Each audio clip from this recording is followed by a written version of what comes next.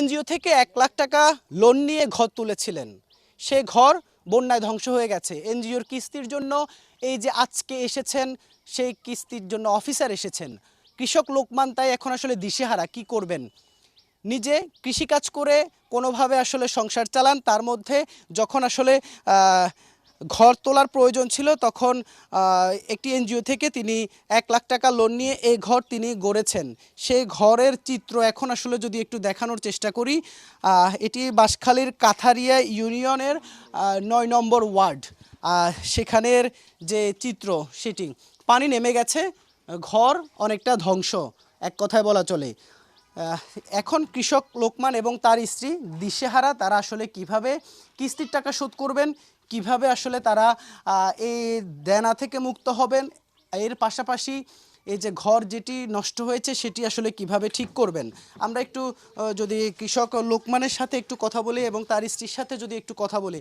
একটু লোকমান ভাই, আপনি আমাদেরকে একটু জানাবেন আসলে আপনার এই ঘর কিভাবে তুললেন, কত টাকা আপনাকে লোন নিতে হলো, এখন লোনের কি অবস্থা? বলছিলেন 1.5 মাস হয়েছে লোন নিয়ে ঘরটা তুলেছেন, এখন কি পরিস্থিতি?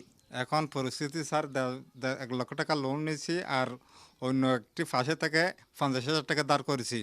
এটা কোনো সুদ দিতে হবে না, কিন্তু ও টাকা এখনও দিতে পারেনি। উনি বলছে 10,000 করে দিলে চলবে, আমাকে তুই গরিব মানুষ আস্তে আস্তে দিবি, এভাবে চলছি। এখন কিস্তি শেষ তারিখ হয়েছে, গত সপ্তাহে আসছে স্যার, আসছে সাপ আসছে, তখন দেখে উনি চলে গেছে, আর কিছু বলেনি। এই স্যার এখন আর কোনো উপায় নেই ইনকাম করার। চিন্তা করছে এখন কিভাবে চলবে, এগর মেরামত কিভাবে করব।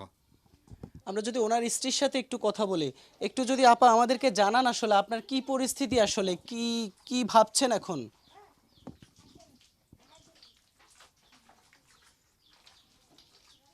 এখন মানে গদ্দুয়ার মানে গিয়ে গাগা তো গিয়ে মানে চলিত ফেরি না পারে মানে আত্মীয় স্বজনের থেকে গই দান টান বেন মানে গেই ছাগল আছে তো গেই গই এখন রুন লাই দে রুন ফজিন না পারে হজে বেজে ফজিন নে এখন আর মানে বাজি গেই গই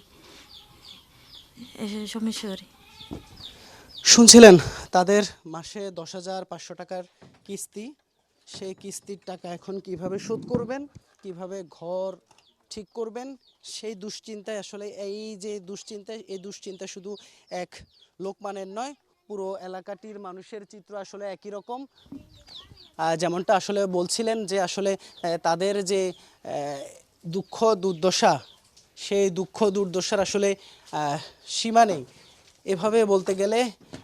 অর্থাৎ এখানে শত কাহিনী উঠে আসছে, বন্যার পানি নেমে যাওয়ার সাথে সাথে শত শত মানুষের এই যে কাহিনী, করুণ কাহিনী, সেই করুণ কাহিনী আসলে ভেসে উঠছে। আমরা এই যে কাথারিয়া ইউনিয়ন, এর আগে যে কয়েকটি ইউনিয়নে আমরা গিয়েছি, প্রতিটি ইউনিয়নের আসলে একই রকম চিত্র। প্রতিটি ইউনিয়নের মানুষ এই দুর্ভোগে রয়েছে, এই কষ্টে রয়েছে, যেটি আসলে তারা কখনো কল্পনা করতে পারেননি। সেই দুঃখ দুর্ভোগ দুর্দশা থেকে এখন মুক্তির জন্য তারা আসলে তাকিয়ে আছেন সহায়তার দিকে। বাঁশখালীর প্রতিটি ঘর একই রকম, প্রতিটি মানুষের কাহিনী এখন নির্মম যে করুণ কাহিনী, সেটি আসলে এখন একই রকম। এ ছিল আসলে বাঁশখালী থেকে মানুষের দুঃখ দুর্ভোগ দুর্দশার একটি চিত্র।